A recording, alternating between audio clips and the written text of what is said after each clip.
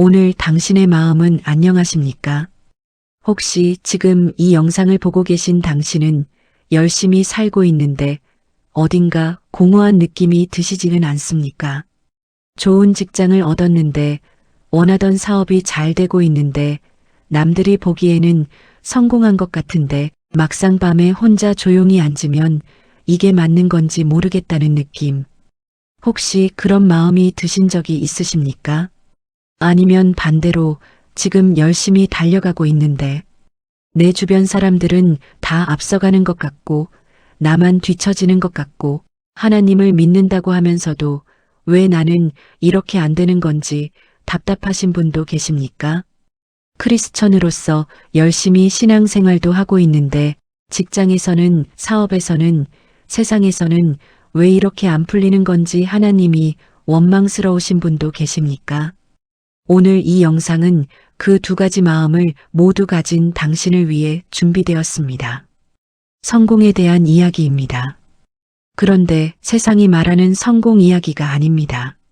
성경이 말하는 진짜 성공에 대한 이야기입니다.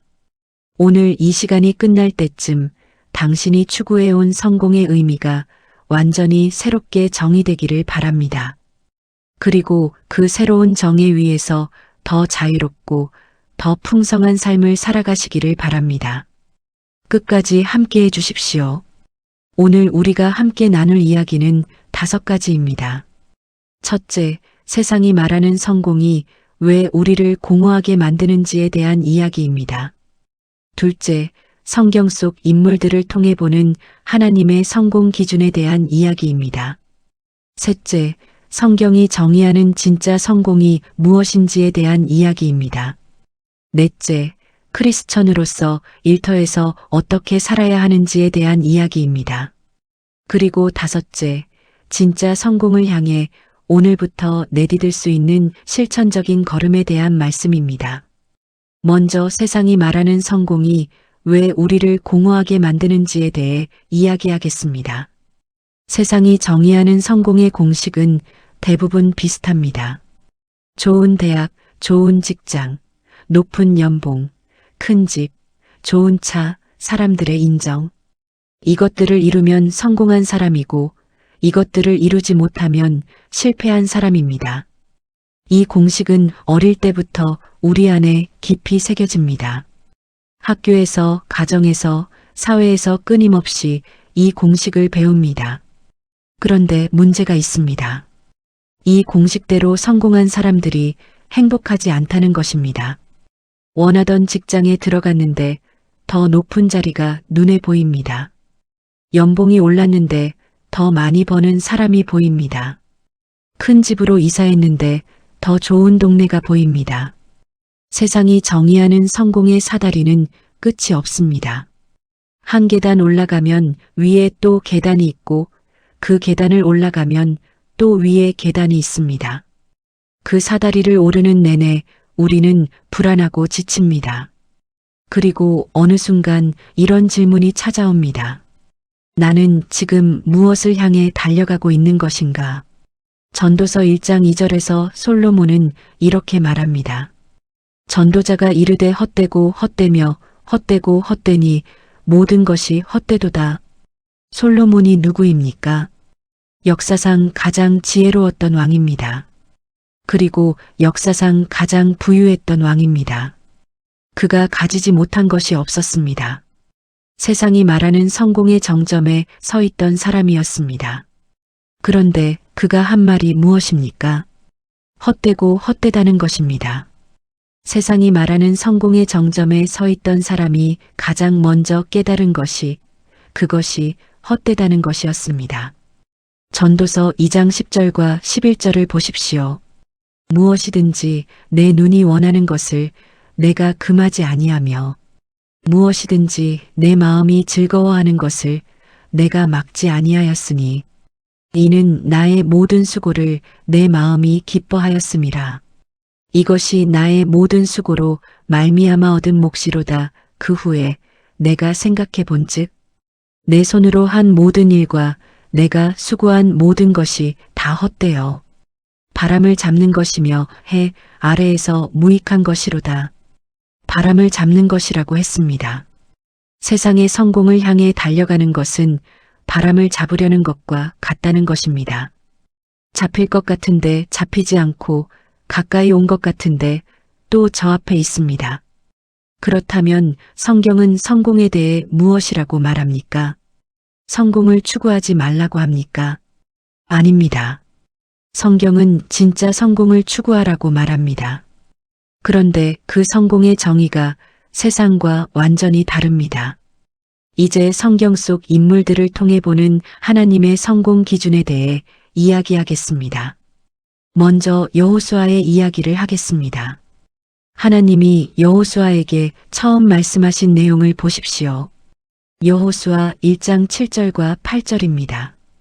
오직 강하고 극히 담대하여 나의 종 모세가 내게 명령한 그 율법을 다 지켜 행하고 우로나 좌로나 치우치지 말라 그리하면 어디로 가든지 형통하리라. 이 율법책을 내 입에서 떠나지 말게 하며 주야로 그것을 묵상하여 그 안에 기록된 대로 다 지켜 행하라. 그리하면 내 길이 평탄하게 될 것이며 내가 형통하리라. 하나님이 여호수아에게 형통과 성공의 비결을 직접 말씀해 주셨습니다. 그런데 그 내용이 무엇입니까? 율법을 지켜 행하라는 것입니다. 말씀을 주야로 묵상하라는 것입니다. 세상의 성공 공식과 얼마나 다릅니까? 세상은 더 많은 스펙을, 더 많은 네트워크를, 더 많은 자원을 쌓으라고 합니다. 하지만 하나님은 말씀을 묵상하고 말씀대로 살라고 하십니다. 그것이 진정한 형통의 비결이라고 하십니다. 다음으로 다니엘의 이야기를 하겠습니다. 다니엘은 바벨론 포로로 끌려간 젊은이였습니다. 세상의 기준으로 보면 그의 출발점은 최악이었습니다. 나라를 잃었고 고향을 떠났고 이방 나라의 포로가 되었습니다. 그런데 다니엘은 그 환경에서 어떻게 살았습니까? 다니엘 1장 8절을 보십시오. 다니엘은 뜻을 정하여 왕의 음식과 그가 마시는 포도주로 자기를 더럽히지 아니하리라 하고 자기를 더럽히지 아니하도록 환관장에게 구하니 뜻을 정했습니다. 환경이 어떠하든 압력이 어떠하든 하나님 앞에서 자신을 더럽히지 않겠다고 결단했습니다. 그것이 다니엘의 출발점이었습니다. 그 결과가 어떻게 되었습니까? 다니엘 1장 20절입니다. 왕이 그들에게 모든 일을 묻는 중에 그 지혜와 총명이 온 나라 박수와 술객보다 10배나 나은 것을 아니라 10배나 나았습니다. 세상의 방식을 따르지 않았는데 세상의 방식을 따른 사람들보다 10배나 뛰어났습니다. 이것이 하나님의 성공 방식입니다. 세상을 따라가는 것이 아니라 하나님을 따라갈 때 세상이 줄 수 없는 것을 하나님이 주십니다. 다니엘은 이후에 사자 굴에도 들어갔고 극심한 박해도 받았습니다. 그런데 그는 끝까지 하나님 앞에서 신실했습니다. 그리고 그는 역사에서 가장 위대한 선지자 중 한 명으로 기억됩니다. 세상의 성공 기준으로 보면 다니엘의 인생에는 실패처럼 보이는 순간들이 있었습니다. 하지만 하나님의 기준으로 보면 다니엘은 완전한 성공을 거둔 사람이었습니다. 이번에는 바울의 이야기를 하겠습니다.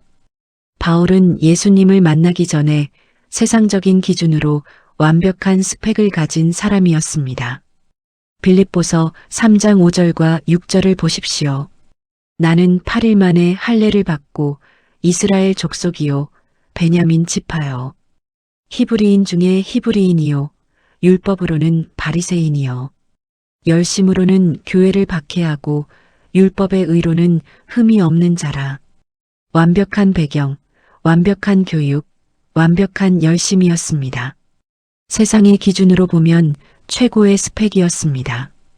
그런데 예수님을 만난 후 바울은 어떻게 말합니까?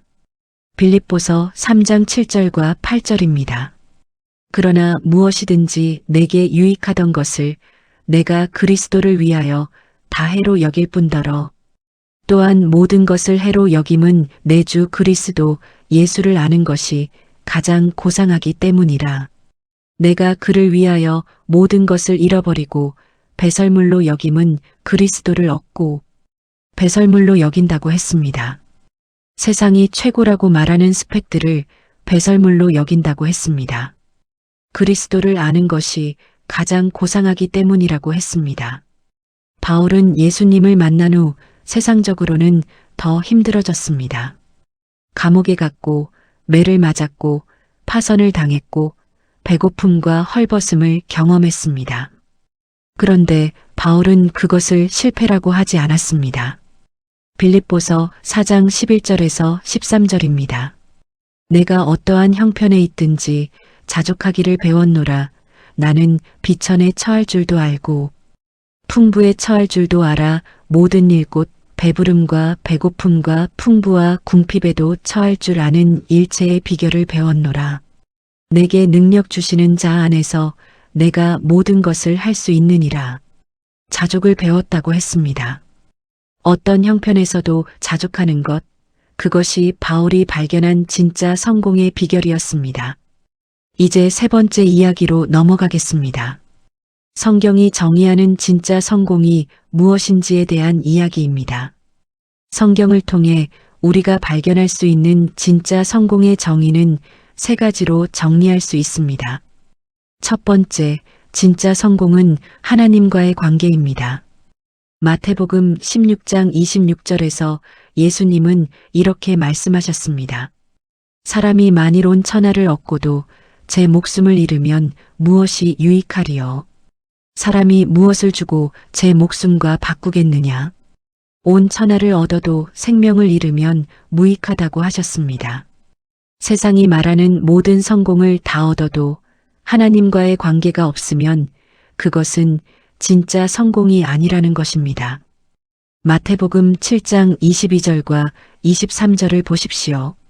그날에 많은 사람이 나더러 이르되 주여 주여 우리가 주의 이름으로 선지자 노릇하며 주의 이름으로 귀신을 쫓아내며 주의 이름으로 많은 권능을 행하지 아니하였나이까 하리니 그때에 내가 그들에게 밝히 말하되 내가 너희를 도무지 알지 못하니 나를 떠나가라 불법을 행하는 자들아 하리라. 주의 이름으로 많은 일을 했는데도 예수님은 알지 못한다고 하셨습니다. 가장 중요한 것은 행한 일의 양이 아니라 예수님과의 관계라는 것입니다. 진짜 성공은 예수님이 나를 알고 내가 예수님을 아는 관계에서 시작됩니다. 그 관계가 없는 모든 성취는 아무리 화려해도 결국은 헛된 것입니다. 두 번째, 진짜 성공은 하나님이 맡기신 것에 충성하는 것입니다. 마태복음 25장의 달란트 비유를 기억하십니까? 주인이 종들에게 달란트를 맡기고 떠났습니다. 5달란트 받은 종, 2달란트 받은 종, 1달란트 받은 종이 있었습니다. 주인이 돌아왔을 때 5달란트와 2달란트 받은 종은 그것을 사용하여 갑절을 만들었습니다. 그런데 1달란트 받은 종은 땅에 묻어두었습니다. 주인이 5달란트 받은 종에게 한 말씀을 보십시오. 마태복음 25장 21절입니다. 그 주인이 이르되 잘하였도다 착하고 충성된 종아 내가 적은 일에 충성하였음에 내가 많은 것을 내게 맡기리니 내 주인의 즐거움에 참여할지어다 하고 잘하였도다 착하고 충성된 종아. 이것이 하나님이 우리에게 하고 싶으신 말씀입니다. 많이 성취했다고 하지 않으셨습니다. 충성했다고 하셨습니다. 하나님이 맡기신 것에 충성하는 것, 그것이 진짜 성공입니다. 여기서 중요한 것은 5달란트 받은 종과 2달란트 받은 종이 동일한 칭찬을 받았다는 것입니다. 더 많이 가진 사람이 더 많이 칭찬받은 것이 아닙니다. 두 사람 모두 동일하게 잘하였도다 착하고 충성된 종아라는 말씀을 들었습니다. 하나님의 기준은 얼마나 많이 가졌느냐가 아닙니다. 맡은 것에 얼마나 충성했느냐입니다. 당신에게 주어진 달란트가 5이든 2이든 1이든 그것에 충성하는 것이 진짜 성공입니다. 세 번째, 진짜 성공은 하나님 나라를 위한 삶입니다. 마태복음 6장 33절에서 예수님은 이렇게 말씀하셨습니다. 그런즉 너희는 먼저 그의 나라와 그의 의를 구하라 그리하면 이 모든 것을 너희에게 더하시리라. 먼저 하나님 나라를 구하라고 하셨습니다. 그러면 이 모든 것을 더하신다고 하셨습니다. 세상의 방식은 먼저 이 모든 것을 구하는 것입니다. 하지만 하나님의 방식은 먼저 그의 나라를 구하는 것입니다. 그 순서가 바뀔 때 진짜 성공이 시작됩니다. 하나님 나라를 위한 삶이 추상적으로 들리십니까? 구체적으로 말씀드리겠습니다. 그것은 내 일터에서, 내 가정에서, 내 관계 안에서 하나님의 성품을 나타내며 사는 것입니다. 정직하게 사는 것, 공정하게 사는 것, 약한 자를 돌아보는 것, 내 이익보다 이웃을 먼저 생각하는 것. 이것이 하나님 나라를 위한 삶입니다. 그리고 그 삶이 바로 진짜 성공의 모습입니다. 이제 네 번째 이야기로 넘어가겠습니다. 크리스천으로서 일터에서 어떻게 살아야 하는지에 대한 이야기입니다. 크리스천이 일터에서 가장 많이 받는 질문이 있습니다. 신앙과 일은 어떻게 연결됩니까? 주일에 교회에서 드리는 예배와 월요일 아침 출근하는 나는 어떤 관계입니까? 하나님을 믿는 것이 내 직업 생활에 실제로 어떤 의미가 있습니까? 골로새서 3장 23절과 24절은 이 질문에 아주 명확하게 답합니다. 무슨 일을 하든지 마음을 다하여 주께 하듯 하고 사람에게 하듯 하지 말라. 이는 기업의 상을 주께 받을 줄 알미니 너희는 주 그리스도를 섬기느니라. 무슨 일을 하든지 주께 하듯 하라고 하셨습니다. 직장에서 하는 모든 일이 하나님께 드리는 예배가 될 수 있다는 것입니다. 당신이 지금 하고 있는 일이 무엇입니까? 회사원이십니까? 사업가이십니까? 교사이십니까?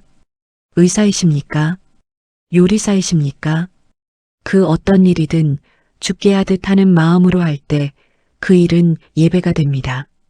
보고서 하나를 작성할 때도, 고객을 대할 때도, 동료와 대화할 때도 주께 하듯 한다면 그 모든 순간이 거룩한 순간이 됩니다. 이것이 크리스천이 일터에서 살아가는 방식입니다.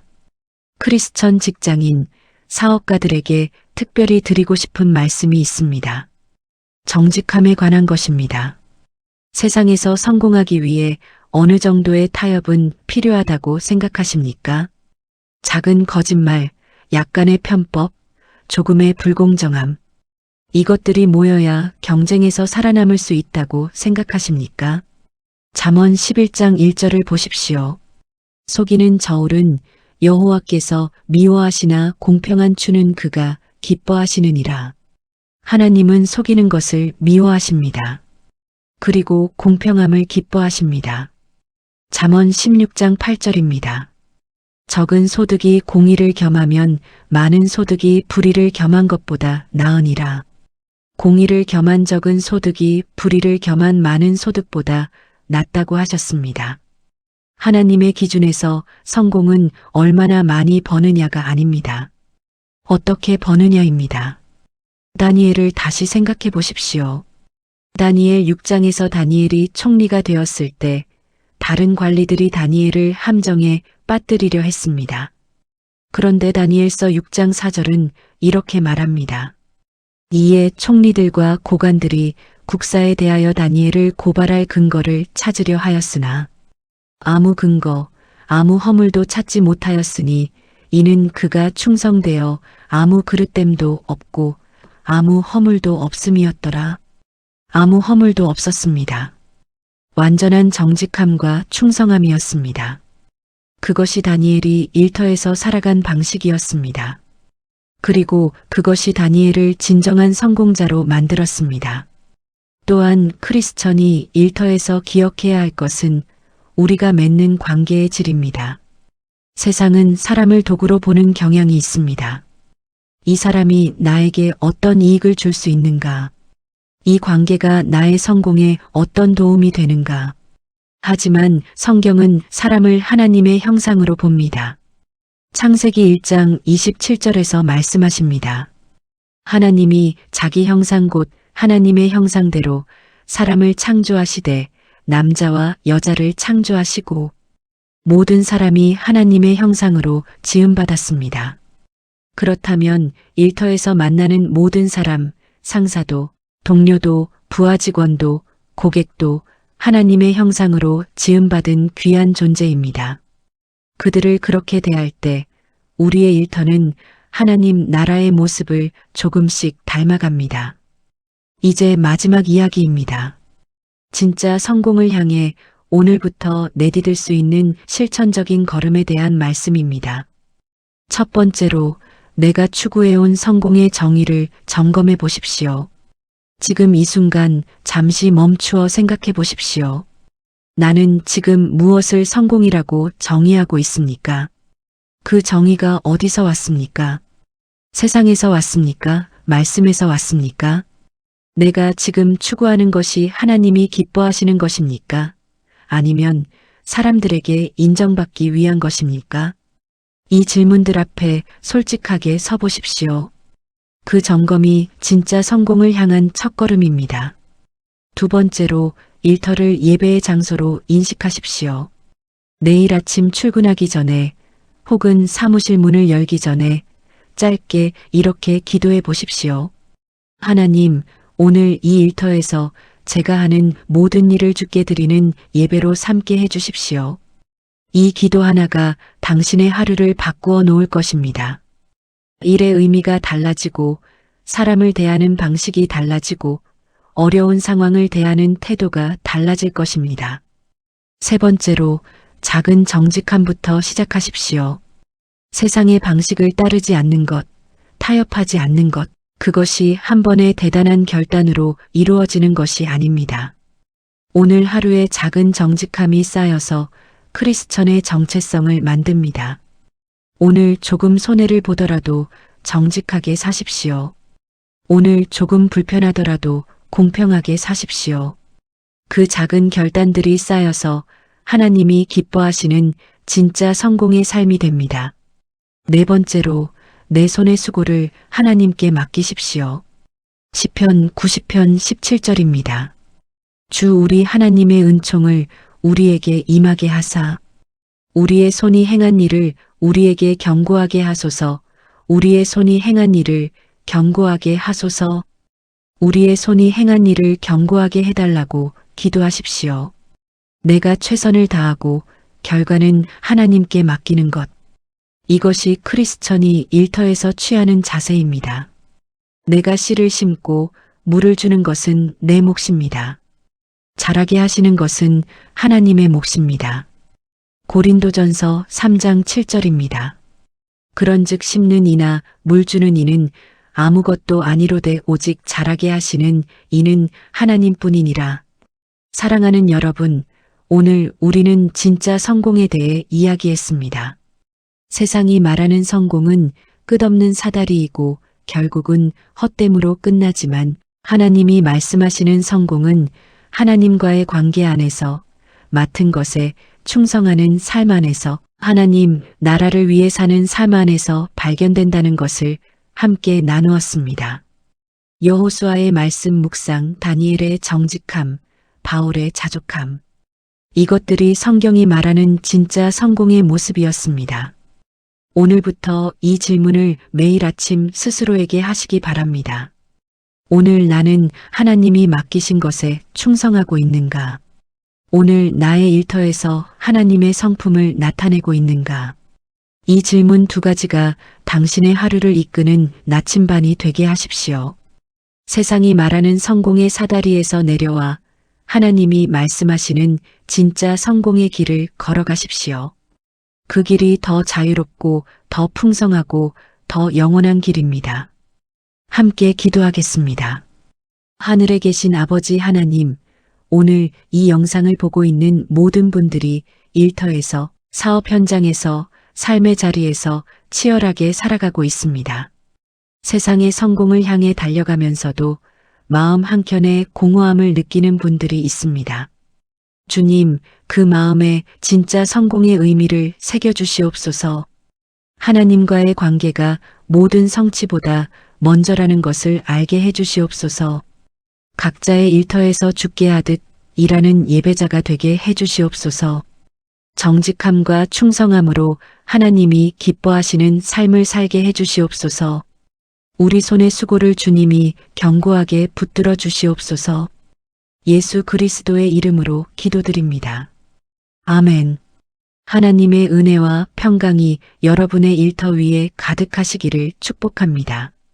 이 영상이 도움이 되셨다면 좋아요와 구독 부탁드립니다. 다음 영상에서 만나요.